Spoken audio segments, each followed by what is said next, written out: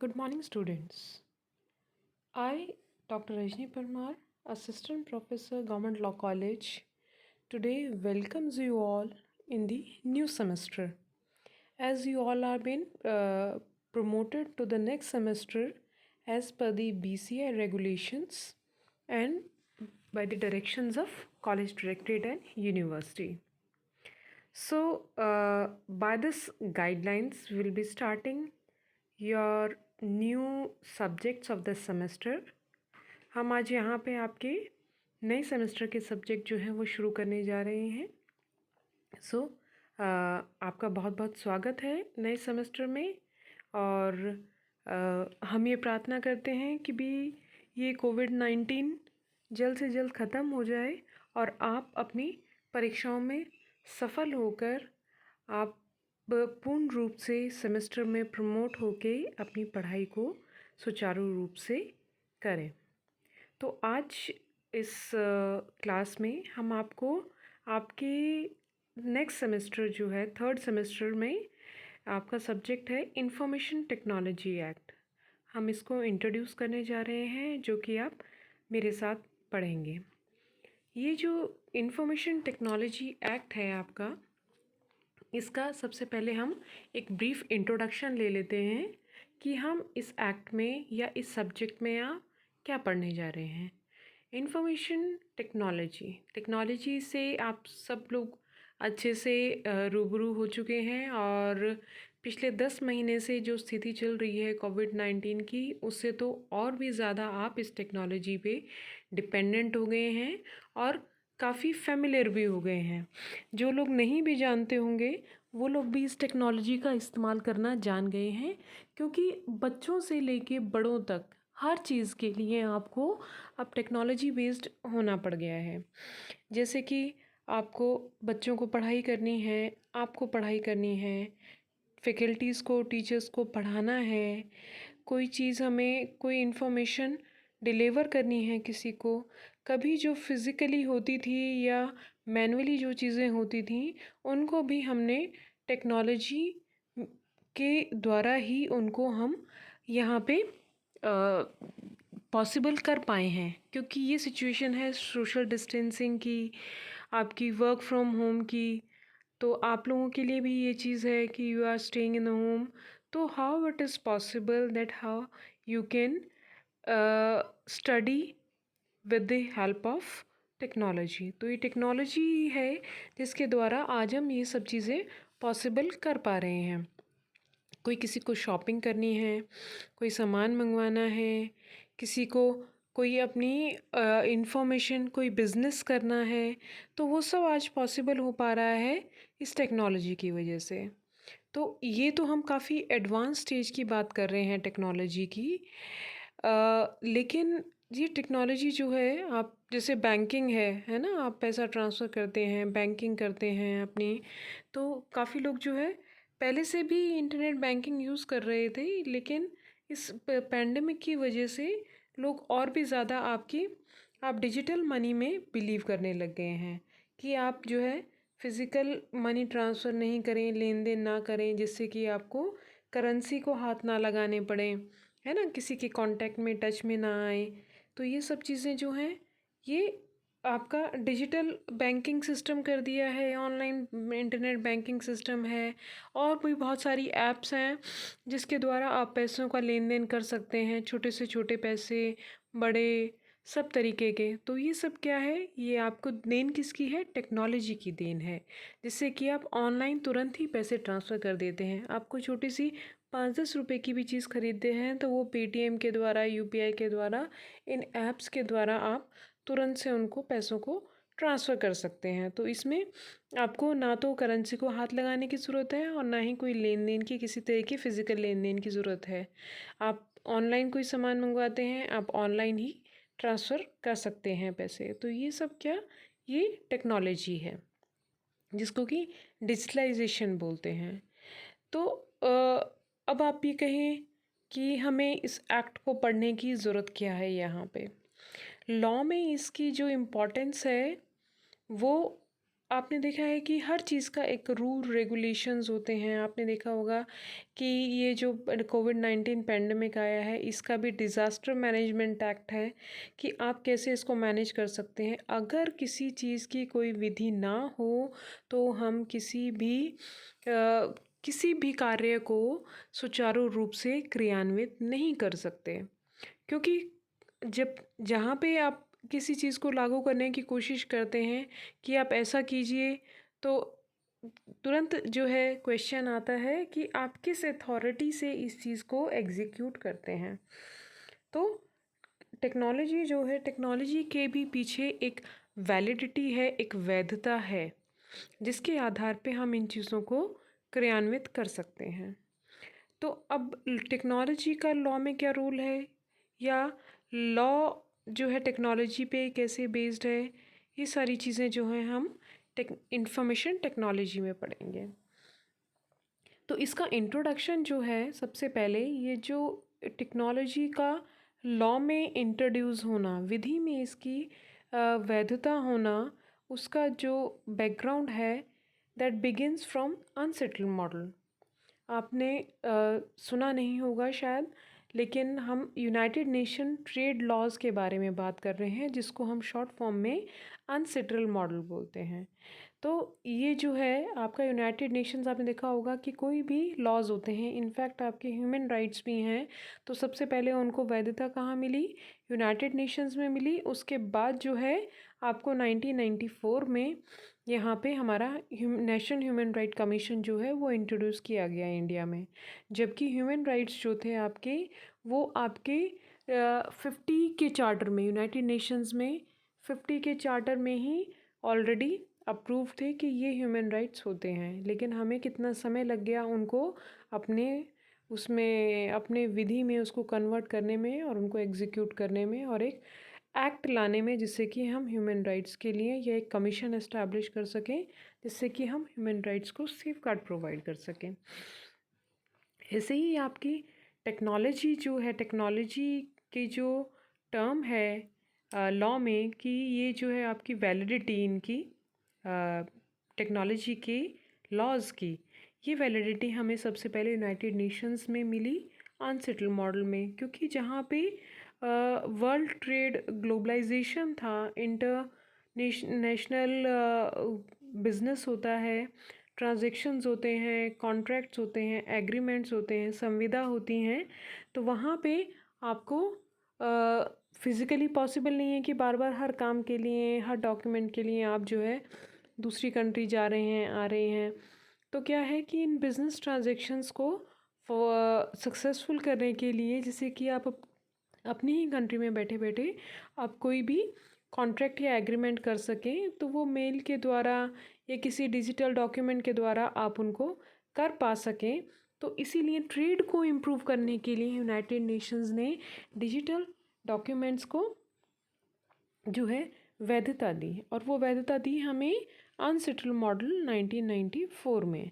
1994 में इन्होंने एक मॉडल इंट्रोड्यूस किया जो कि ट्रेड लॉज से रिलेटेड था, जिसको कि अनसेटल्ड मॉडल का नाम दिया गया। अनसेटल्ड मॉडल हालांकि और भी पुराना है, बट यहाँ पे जो है 94 का जो अनसेटल्ड मॉडल डिस्कस कर रहे हैं, that is specially for the digitalisation of the documents, कि ये टेक्नोलॉजी बेस्ड डॉक्यूमेंट्स हमने यहाँ पे इंट्रोड्यूस किए। इससे पहले दूसरे ट्रेड लॉज आए होंगे, लेकिन उनकी यहाँ पे रेलेवेंसी हमारे लिए नहीं है, हालांकि अनसेटल्ड मॉडल बहुत पुराना है।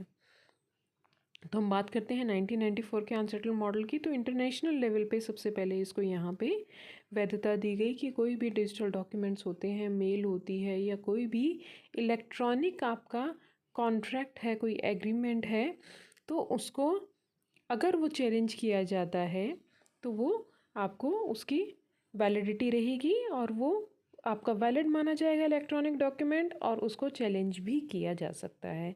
क्योंकि आप ये कहें कि पेपर पे हमारे साइन नहीं हुए हैं, हमारे पास कोई फिज़िकल डॉक्यूमेंट इसका नहीं है, तो अगर मेल के द्वारा या कोई इलेक्ट्रॉनिक डॉक्यूमेंट के द्वारा आपने कोई कॉन्ट्रैक्ट किया है, कोई डील की है, कोई एग्रीमेंट किया है, तो उसको वैलिड माना जाएगा। और आपने अगर किसी को प्रॉमिस किया है कि आप ये एग्जीक्यूट करेंगे, तो वो उसकी अगेंस्ट भी आपको इन्फोर्स किया जा सकता है। तो ये हुई वैलिडिटी आपकी डिजिटल कॉन्ट्रैक्ट्स की और एग्रीमेंट्स की। यहाँ पे हम इलेक्ट्रॉनिक डॉक्यूमेंट्स को वैलिडिटी देते हैं। अब इंटरनेशनल लेवल पे तो इसकी वैलिडिटी हो गई, लेकिन जब तक हम यहाँ पे जब हम अपने नेशन की बात करते हैं तो हर चीज़ जो है वो इंटरनेशनल चीज़ों से रिलेटेड नहीं है। तो यहाँ पे इंट्रोड्यूस हुआ, आपने सुना होगा कि स्टॉक एक्सचेंज होता है ना, सेबी सेक्रा से रिलेटेड है। तो ये सारे, या इनकम टैक्स डिपार्टमेंट में आपने देखा होगा सबसे पहले उन्होंने एक ऐप बनाई जिसमें कि आप ऑनलाइन अपनी टैक्स रिटर्न्स को फाइल कर सकते हैं और फिर वहीं पे ही आपका जो है एक पैन कार्ड का एक डॉक्यूमेंट बनता है कि जिससे कि आप जितना भी टैक्स आपका असेसमेंट होता है तो वो सारा रिकॉर्ड आपका डिजिटल फॉर्म में रहता है। तो आपको पेपर वर्क की ज़रूरत नहीं है यहाँ पे। तो ये इंडिया में ये चीज़ें जो हैं अनसेटल मॉडल के बेसिस पे जो जो ट्रेड ये ऑर्गेनाइजेशन से रिलेटेड थे उन लोगों ने इसको एग्जीक्यूट करना शुरू कर दिया। कॉन्ट्रैक्ट्स हैं, एग्रीमेंट्स हैं अपने, या फिर सेबी सेक्रा में जो है स्टॉक एक्सचेंज रिलेटेड चीज़ें हैं या इनकम टैक्स से, तो उन्होंने इसको एग्जीक्यूट करना शुरू कर दिया। लेकिन अगर यदि कोई इसमें दिक्कत आती है, कोई भी डॉक्यूमेंट आता है, तो उसकी जुरिस्डिक्शन, उसका क्षेत्राधिकार कहाँ रहेगा, उसके लिए आवश्यक था कि हम कोई ऐसा एक्ट लेके आएँ, कोई ऐसा अधिनियम लेके आएँ जिससे कि इनको क्षेत्राधिकार भी प्राप्त हो सके। तो हालांकि हमें काफ़ी समय लग गया। 2000 में आपने जो है यहाँ पे इंफॉर्मेशन टेक्नोलॉजी एक्ट को हमने इंडिया में इंट्रोड्यूस किया, क्योंकि हमने जो है इन 6 सालों में देखा कि डिपेंडेंसी इंटरनेट पे या डिजिटल डॉक्यूमेंट्स पे, मेल पे, ट्रांजैक्शंस पे ज़्यादा बढ़ती जा रही थी। तो धीरे धीरे सारी जो आपने देखा है आज की वर्किंग जो है, आपकी सभी ऑफिशियल वर्किंग जो हैं वो डिजिटलाइज हो गई हैं, इलेक्ट्रॉनिक हो गई हैं। आपका हर जो है डॉक्यूमेंट है या जो भी कार्य होता है वो अब पेपर द्वारा नहीं होता है, हर चीज़ का आपका इलेक्ट्रॉनिक डॉक्यूमेंट बनता है। हालांकि पेपर के साथ साथ भी चल रही हैं, फाइलिंग भी होती है, लेकिन उससे ज़्यादा इम्पॉर्टेंट जो वैलिड रिकॉर्ड माना जाता है वो आपका इलेक्ट्रॉनिक जो कम्युनिकेशन है, टेक्नोलॉजी बेस्ड है, उसका माना जाता है। वो मोस्ट ऑथेंटिक है, जिसमें कि आपका किस समय वो कार्य किया गया है, किसके द्वारा किया गया है और क्या है उसमें कोई चेंजेस भी नहीं हो सकते हैं। एक बार आपने कोई मेल कर दी है, कोई एग्रीमेंट को डॉक्यूमेंट पीडीएफ में बनाया है तो वो वैलिड माना जाता है। इसीलिए धीरे धीरे हम ये टेक्नोलॉजी में हम हर डिपार्टमेंट जो है, हर चीज़ है, आपका स्टडी है, कोई गवर्नमेंट डिपार्टमेंट है, सब चीज़ें आपकी टेक्नोलॉजी में आपकी कन्वर्ट होती जा रही हैं। तो इसको जो है वैलिडिटी कि आप कोई भी इंडिया में भी कि कोई भी डॉक्यूमेंट जो है वो वैलिड माना जाएगा यदि वो इलेक्ट्रॉनिक फॉर्म में भी है। अब इसकी यहाँ पे वैधता क्यों अनिवार्य है कि यदि कोई कोर्ट में जाके उस चीज़ को चैलेंज करता है तो इसका साक्ष्य जो है इलेक्ट्रॉनिक टेक्नोलॉजी के थ्रू जो भी साक्ष्य है, डिजिटल फॉर्म में जो साक्ष्य है, एविडेंस है, उसको एक्सेप्ट किया जाएगा। ठीक है। तो ये जो है कोर्ट, जब तक कि हमारे पास सेपरेट अलग से अधिनियम नहीं है, एक्ट नहीं है, तो कोर्ट उसको एक्सेप्ट नहीं करेगा कि ये जो है यहाँ पे हमारे इसकी वैधता नहीं है। तो उसकी कोर्ट के समक्ष वैधता लाने के लिए, उसके साक्ष्य की वैधता लाने के लिए यहाँ पे 2000 में इंफॉर्मेशन टेक्नोलॉजी एक्ट जो है वो इंट्रोड्यूस किया गया। और उसके साथ ही साथ आपके इंडियन एविडेंस एक्ट में जहाँ जहाँ आप डॉक्यूमेंट्स की एडमिशन की बात कर रहे हैं, तो आप देखेंगे जब लॉ ऑफ एविडेंस पढ़ेंगे तो उसमें इंफॉर्मेशन टेक्नोलॉजी हर जगह जो है आपका इंट्रोड्यूस किया कर दिया गया है। यहाँ तक कि उसकी परिभाषा जो है आपके डॉक्यूमेंट्स की, जो कि सेक्शन 29 में आती है, तो उसके साथ एक सेक्शन 29A भी जोड़ दिया गया जिसमें कि आपको इलेक्ट्रॉनिक डॉक्यूमेंट को भी परिभाषित किया गया है। और जहाँ पे भी एविडेंस में आपके प्राइमरी डॉक्यूमेंट, सेकेंडरी डॉक्यूमेंट या आपके जो भी जहाँ पे भी आपको साक्ष्य देने का अनिवार्य है और वहाँ पे उसकी वैधता देखी जाएगी, तो वहाँ पे हर प्रकार का आपका ओरल है या रिटन है, उसके साथ साथ इलेक्ट्रॉनिक डॉक्यूमेंट भी जो है वो इंट्रोड्यूस कर दिया गया है। डिजिटल या इलेक्ट्रॉनिक कोई भी साक्ष्य, जैसे कि कोई मोबाइल की रिकॉर्डिंग है या आपकी कोई साउंड रिकॉर्डिंग है, तो पहले इनको वैधता प्राप्त नहीं थी जब तक कि अधिनियम नहीं आया था। अभी अधिनियम आ चुका है, तो आपका किसी भी प्रकार का अगर डिजिटल फॉर्म में कोई भी डॉक्यूमेंट है तो कोर्ट के समक्ष उसको वैध माना जाएगा। आपने कोई इन्फॉर्मेशन किसी को दी है, कोई आपने कॉन्ट्रैक्ट किया है, कोई प्रॉमिसेस किए हैं, या कोई बातचीत है आपकी, या कोई आपने वीडियो रिकॉर्डिंग की है, तो वही अपने आप में एक साक्ष्य माना जाएगा और कोर्ट उसको मान्यता देता है।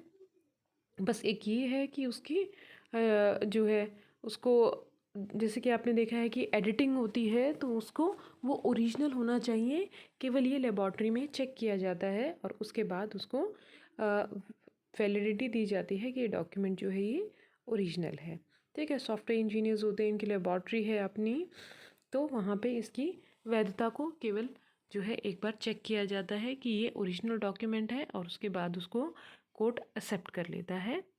ठीक है, तो इसके लिए, इन चीज़ों के लिए अनिवार्य रहा कि आप सब कुछ डिजिटलाइज्ड है, सब कुछ इलेक्ट्रॉनिक बेस्ड है, तो कोर्ट को चाहिए कि हम उसको वैधता प्राप्त करें, प्राप्त करवाएं, और साथ ही उसके साक्ष्य की वैधता के लिए भी हमने इंफॉर्मेशन टेक्नोलॉजी एक्ट को इंट्रोड्यूस किया।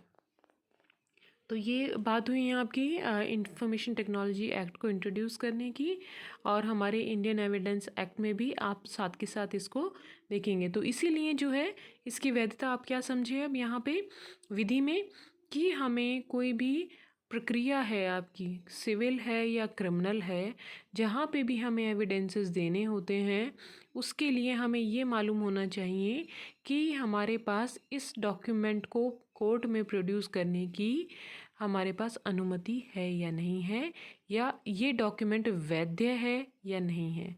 जब आप इस चीज़ को समझेंगे तभी उसको कोर्ट के समक्ष लाके उसको आप प्रूव कर पाएंगे या अपनी बात को रख पाएंगे। तो आपकी जो जितने भी प्रकार की टेक्नोलॉजीज़ हैं उनका हम सारी यहाँ पे डेफिनेशन पढ़ेंगे, उसका जो है प्रोसीजर पढ़ेंगे, और कौन सी अथॉरिटी है इनको जो इनको रेगुलेट करती हैं। एक सेपरेट एक रेगुलेटिंग अथॉरिटी भी जो है अपॉइंट की गई है इस एक्ट में, क्योंकि जो भी आप देखते हैं कि साइबर क्राइम्स आजकल बहुत बढ़ रहे हैं। अभी कोविड-19 में कि पैंडेमिक के टाइम में भी और ज़्यादा बढ़ गए हैं, और आपको अवेयरनेस के लिए भी डायरेक्ट किया गया है। तो ये सब चीज़ें क्या हैं कि आपकी, जैसे हमने बताया कि एक्सपर्ट व्यू की ज़रूरत होती है जब डिजिटल डॉक्यूमेंट्स को वेरीफाई किया जाता है कोर्ट के समक्ष। तो इनकी एक्सपर्ट कमेटी के साथ साथ हम इन डॉक्यूमेंट्स को, या कोई भी साइबर लॉ से रिलेटेड या साइबर क्राइम से रिलेटेड कोई भी चीज़ें आती हैं, तो हम एक रेगुलेटिंग अथॉरिटी है जो कि इनको वेरीफाई करती है, जो कि इसमें एक्सपर्ट होते हैं, और फिर उसका कोई निर्णय दिया जाता है कि ये सही है या गलत है, या उसका कोई भी कंपनसेशन उस पार्टी को दिया जाए या नहीं।